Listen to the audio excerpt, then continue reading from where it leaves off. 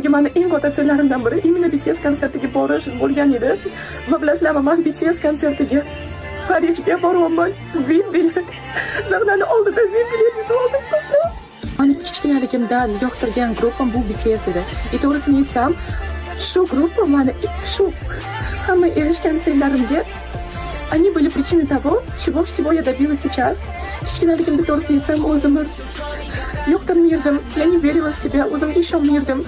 Rost kompleksovat qilardim, uyimdagi problemalardan yig'lardim rosa. Именно ularning ashularini eshitib, ularning efirlarini eshitib, ularning istoriyalarini o'qib, ular bilan birgalikda bo'lib, shunaqa kichkinaligimdan orzu qilgan edim.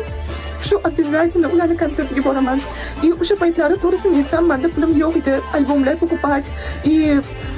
Va armiyaga ketishganida 2022-yil men orzu qilardim. 26-yil ular kelganda, o'zini konserti bilan выступать qilishganda, meni voy yerim bo'ladi va men обязательно ularning konsertiga boraman deb orzu qilgan edim. Shunaqangi so'ragan edim.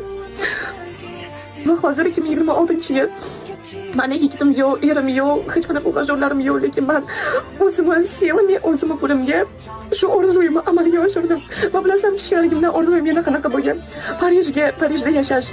Alhamdulillah Parijga borib kelganman va o'z kolleksiyam bilan 18 yoshimda Parijda выступать qilganman deb kolleksiyam bilan va hozirda o'sha Parijga xudo xohlasa o'zimni pulimga